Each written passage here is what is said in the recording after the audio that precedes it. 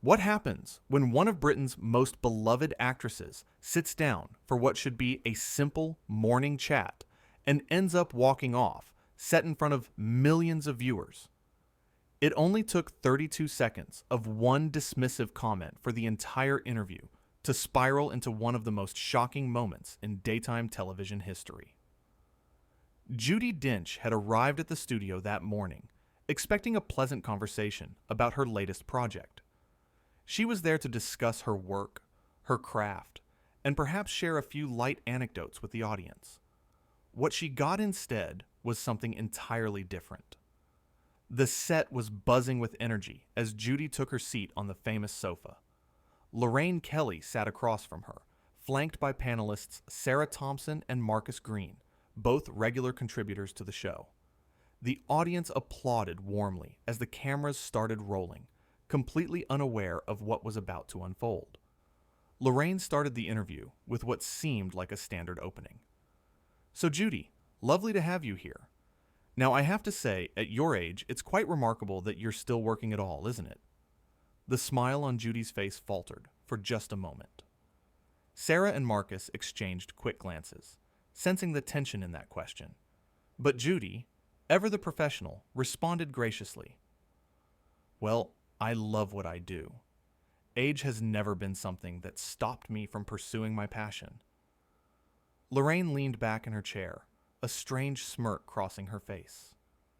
"Yes, but surely you must think about slowing down. I mean, there are younger actresses who could probably handle these roles with a bit more energy, don't you think?" The audience fell silent. Sarah shifted uncomfortably in her seat. Marcus looked down at his notes, clearly not expecting this line of questioning. Judi maintained her composure, though her voice took on a firmer edge. "I don't believe age determines one's ability to perform. If anything, experience enhances the depth I can bring to a character." Lorraine waved her hand dismissively. "Oh, come on now. Let's be realistic. The industry is changing. It's becoming younger, fresher. Surely you've noticed you're getting fewer offers than you used to," Sarah finally interjected, trying to steer the conversation. "Actually, Lorraine, Judi has been incredibly busy. Her recent work has been critically acclaimed and—" But Lorraine cut her off. "Sarah, please, I'm having a conversation here." She turned back to Judi, her tone becoming more pointed. "What I'm trying to say is, don't you think it's a bit selfish to hold on to roles that could go to up-and-coming talent? You've had your time in the spotlight." The color drained from Marcus's face. He leaned forward, attempting to intervene. "Lorraine, I think what we should really be focusing on is Judi's incredible body of work and her current project, which is—" Lorraine held up her hand, stopping him mid-sentence. "Marcus, I'll get to that when I'm ready. Right now, I'm asking Judi a perfectly reasonable question." Judi's expression had shifted from polite patience to visible discomfort. "I'm not quite sure what you're suggesting.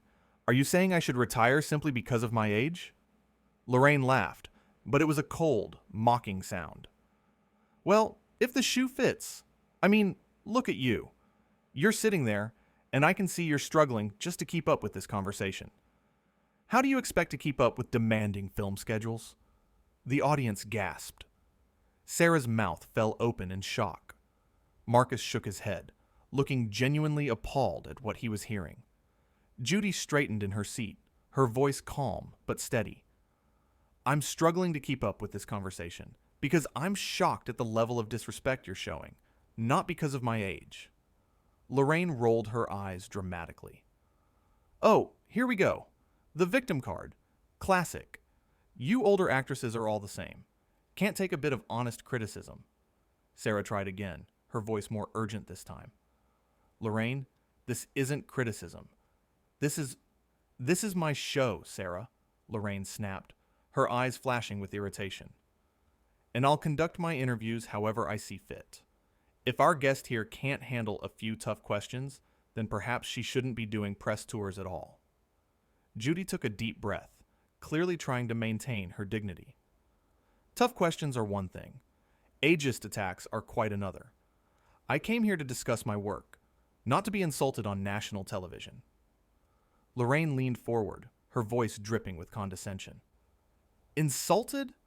Oh, darling, if you think this is insulting, you really are too sensitive for this industry.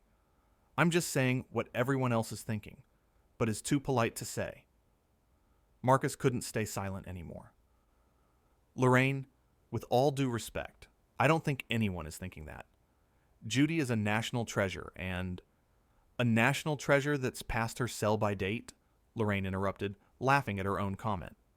Come on, let's not pretend otherwise. The woman can barely see anymore. How is she supposed to read scripts? The entire studio went deadly quiet. Even the crew members behind the cameras looked uncomfortable. Sarah's face had turned red with embarrassment and anger. Judi's hands gripped the arms of her chair. My vision has nothing to do with my ability to perform. I've adapted, I've continued working, and I've never let any challenge stop me from doing what I love. Lorraine shrugged, completely unbothered by the gravity of her words. Sure, but let's be honest. You're holding on to something that should be let go. There are hungry young actresses out there who would kill for the opportunities you're taking up. Don't you feel even a little bit guilty about that? Sarah stood up from her seat, her voice shaking with emotion. Lorraine, stop this right now. This is completely out of line, and... Sit down, Sarah, Lorraine commanded, not even looking at her. You're here as a panelist, not as Judi's defender. Now sit. Sarah remained standing, her arms crossed. I won't sit and watch you bully a guest like this. This isn't what this show is supposed to be about. Lorraine's face twisted with anger. I decide what this show is about. I'm the host. My name is on the title. And if you don't like how I run things, there's the door. Marcus stood up as well, standing beside Sarah in solidarity. This has gone too far.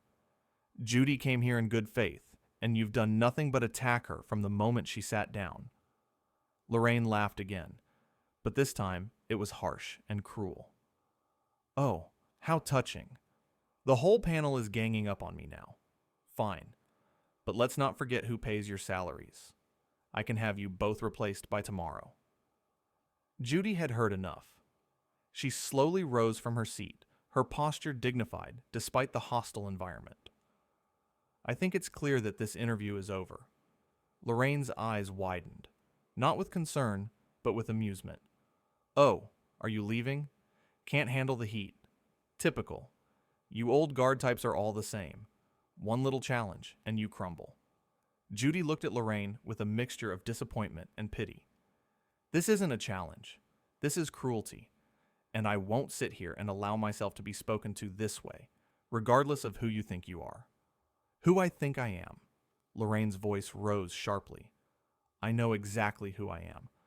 I'm the host of one of the most successful morning shows in this country, and you're just another aging actress desperate to stay relevant. The audience began to murmur, some people calling out in support of Judi. Sarah moved toward Judi, placing a gentle hand on her shoulder. You don't have to stay here. This is wrong. Marcus nodded in agreement. We're witnesses to this. Everyone here has seen how you've been treated. Lorraine stood up now too, her face flushed with anger. Fine. Leave then. Walk off my set. But don't expect anyone to believe your side of the story. I have the platform. I have the audience. You're nothing without shows like mine giving you airtime. Judi turned to face Lorraine directly, her voice steady and clear. I've been in this industry for longer than you've been alive. I've worked with the greatest directors, actors, and artists of multiple generations. I don't need your show. I never did. I came here as a courtesy, and you've repaid that with nothing but disrespect. Lorraine scoffed. Please, you came here because your publicist begged my producers for a slot. You need the publicity. Your latest project is barely making waves, and you know it. Sarah stepped between them, her voice firm. That's a lie, Lorraine. We invited Judi. The producers reached out to her team, not the other way around. Stop rewriting history to suit your narrative. Lorraine's expression darkened. Sarah, you're fired. Get off my set. Now. Sarah didn't move. You can't fire me live on air. Watch me, Lorraine shot back. Security. Marcus held up his hands, trying to de-escalate. Everyone, let's just calm down for a moment. This is getting out of control. But Lorraine was too far gone. She pointed at Judi, her finger shaking with rage. You come onto my show, act superior, turn my own panel against me, and then play the victim. I've had guests like you before. You think because you've got a fancy title and some awards that you can look down on me. Judi's voice remained calm, which only seemed to infuriate Lorraine more. I've never looked down on anyone. I treat people with respect until they prove they don't deserve it. And you, Lorraine, have proven exactly who you are today. Who I am? Lorraine's voice was shrill now. I'm successful. I'm powerful. I built this show from nothing. And you're just jealous because your time has passed and mine hasn't. The audience was in chaos now. Some people were shouting at Lorraine to apologize. Others were standing up, clearly uncomfortable with what they were witnessing. The energy in the studio had completely shifted. Judi gathered her belongings, her movements deliberate and composed. I feel sorry for you, Lorraine. You've confused cruelty with strength. You've mistaken rudeness for honesty. And you've lost sight of what it means to be a decent human being. Lorraine stepped closer, her voice low and venomous. You don't get to lecture me. You come in here, all high and mighty, acting like you're better than everyone else. Well, newsflash, you're not. You're just an old woman who can't accept that her time is over. Sarah moved to Judi's side, linking her arm through hers. Come on, Judi. Let's get you out of here. You don't deserve this. Marcus joined them, forming a protective barrier around Judi. We're leaving with her. This show isn't worth being associated with after today. Lorraine's face turned almost purple with rage. Fine. All of you. Get out. I don't need any of you. This show will go on without you. I'll find better panelists, better guests, better everything. Judi paused at the edge of the set, turning back one last time. The sad thing is, Lorraine, you had an opportunity today. You could have had a wonderful conversation with someone who has spent decades in this industry. Instead, you chose to attack, to demean, and to bully. That choice says everything about you and nothing about me. Lorraine grabbed a glass of water from the table and, in a moment of complete loss of control, threw it in Judi's direction. The water missed, splashing across the floor, but the gesture was clear. The audience erupted in shocked cries and angry shouts. Security finally arrived, but not to escort Judi out as Lorraine had demanded. Instead, they moved toward Lorraine, clearly trying to calm the situation. One of the producers rushed onto the set, speaking urgently into Lorraine's ear, but she pushed him. Away. Get away from me! This is my show! My show!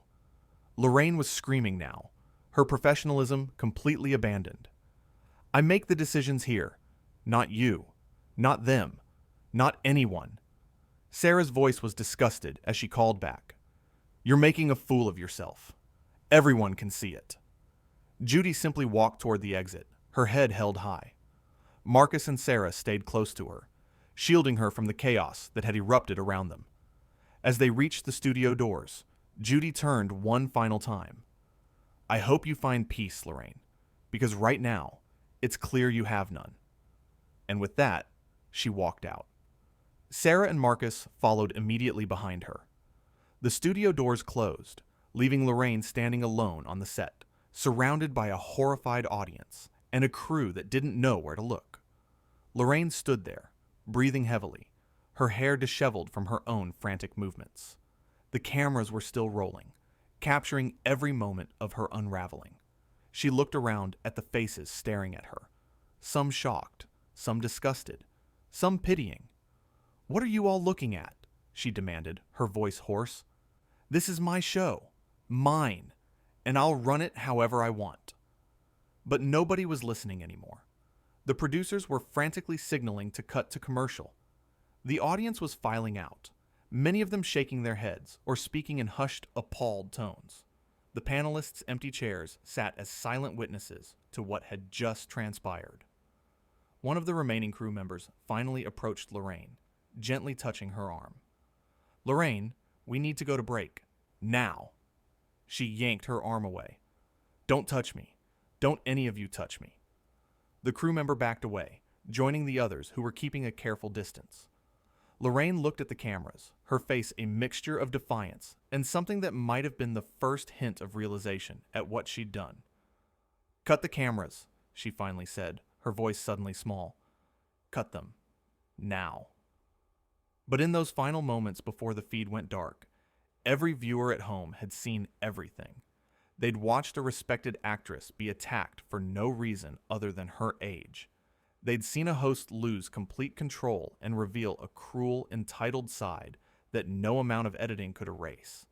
They'd witnessed two brave panelists stand up for what was right, even at the cost of their own positions. The empty sofa where Judi had sat just minutes before seemed to symbolize everything that had gone wrong. What should have been a pleasant morning interview had turned into a masterclass in how not to treat guests, how not to conduct an interview, and how not to behave as a professional.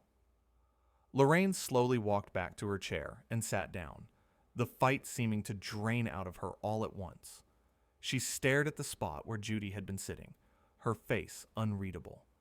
Around her, the studio buzzed with activity as people tried to figure out what to do next, how to salvage the rest of the show, whether they even could, but the damage was done.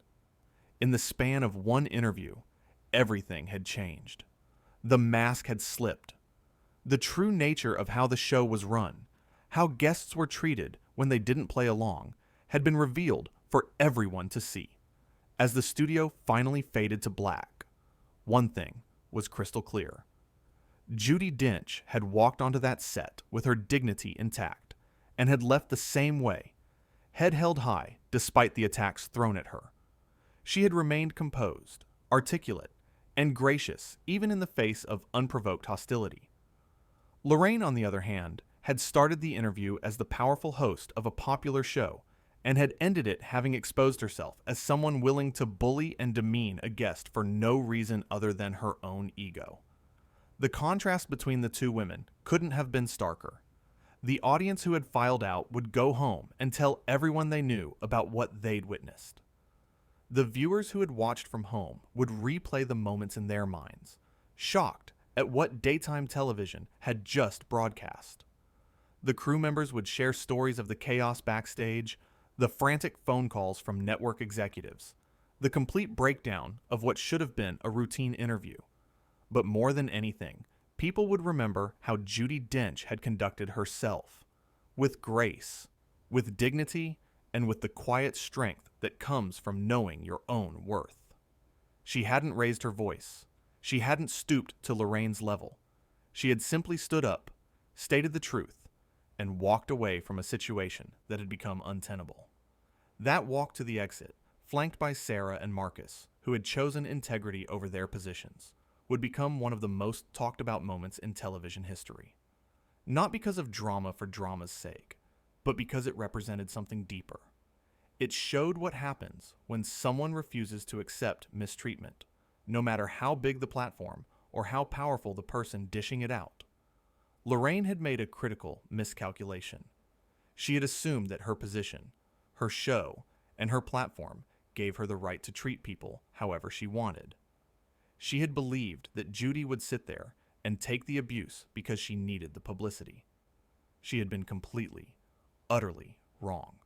And now, sitting alone on that set as chaos swirled around her, Lorraine was beginning to understand the magnitude of her mistake. The cameras might have been turned off, but the memory of what had happened would live on. Every word she'd spoken, every cruel comment she'd made, every dismissive gesture had been captured and witnessed by millions. The irony wasn't lost on anyone. Lorraine had accused Judi of being past her prime, of being irrelevant, of taking up space that younger talent deserved. But in that moment, it was Lorraine who had shown herself to be outdated in her thinking. Lorraine who had revealed an ugliness that no amount of success could cover up. Lorraine who had demonstrated exactly the kind of behavior that had no place in modern broadcasting. The morning had started like any other. Routine interviews scheduled, guests prepared, an audience ready to be entertained. But what had unfolded was anything but routine. It was a stark reminder that beneath the polished veneer of television, real people with real feelings sat in those chairs. And when those people were treated poorly, when they were attacked and demeaned, the consequences were real too. Judi Dench would go on to other interviews, other projects, other successes. She would continue to work, to create, to inspire, unbowed by what had happened in that studio. Her talent, her experience, and her character would speak for themselves, just as they always had. But for Lorraine Kelly's show, for the host herself, the recovery would be far more difficult. Because in just over 30 minutes, she had managed to destroy the carefully cultivated image of a warm, friendly morning show host. She had revealed what lay beneath the smile and the charm, and once seen, that couldn't be unseen. The studio lights dimmed as the crew began to pack up, unsure if there would even be a show to come back to tomorrow. Conversations in hushed tones filled the space where, moments ago, voices had been raised in anger and defense. Everyone present knew they had witnessed something significant, something that would be discussed and analyzed for a long time to come. And through it all, the image that would remain clearest in everyone's minds was of Judi Dench walking out those doors. Not running, not fleeing, but walking with purpose and poise. It was the walk of someone who knew their worth, who refused to compromise their dignity, who understood that some battles aren't worth fighting because the victor has already revealed themselves through their actions. The empty set stood as a monument to what had transpired. 2 chairs where panelists had sat before choosing principle over position. 1 sofa where an honored guest had been subjected to an unprovoked attack. And 1 host's chair where someone had let power and ego override basic human decency. As the last of the audience trickled out, sharing shocked observations and supportive words about Judi, the scale of what had happened began to sink in for everyone involved. This wasn't just a bad interview. This wasn't just a disagreement that got heated. This was a complete dismantling of professional standards, a masterclass in how quickly things can spiral when respect is abandoned and cruelty takes over. The morning show that had started with such promise had ended in spectacular fashion. Not with the laughter and applause that usually close the program, but with silence, shock, and the unmistakable sense that nothing would ever quite be the same again. Lorraine had gotten her dramatic moment, but not the kind she had anticipated. She had wanted to assert her power, to put a guest in their place. Instead, she had shown the world exactly who she really was when the cameras were rolling and someone didn't play by her rules. And Judi, who had simply wanted to talk about her work, had been forced into a position where she had to defend her very existence in the industry she loved. But she had done so with such grace, such composure, that she had emerged as not just a survivor of the ordeal, but as a symbol of dignity in the face of unwarranted hostility. The 32 seconds it took for that first dismissive comment to land had set off a chain reaction that nobody could have predicted. One comment had led to another, each more harsh than the last, until the entire interview had combusted in a spectacular display of unprofessionalism from the host and unwavering grace from the guest. As the studio finally emptied and the doors locked behind the last crew member, the space held the echo of what had occurred. Words that couldn't be taken back, actions that couldn't be undone. A moment in television history that would be replayed, discussed, and remembered as a cautionary tale about the importance of treating people with respect, regardless of their age, their status, or anything else. Judi Dench had walked into that studio as a respected actress coming to promote her work. She had walked out as something more, a reminder that dignity isn't something that can be taken from you. It can only be given away, and she had refused to give hers away, no matter how hard someone tried to strip it from her.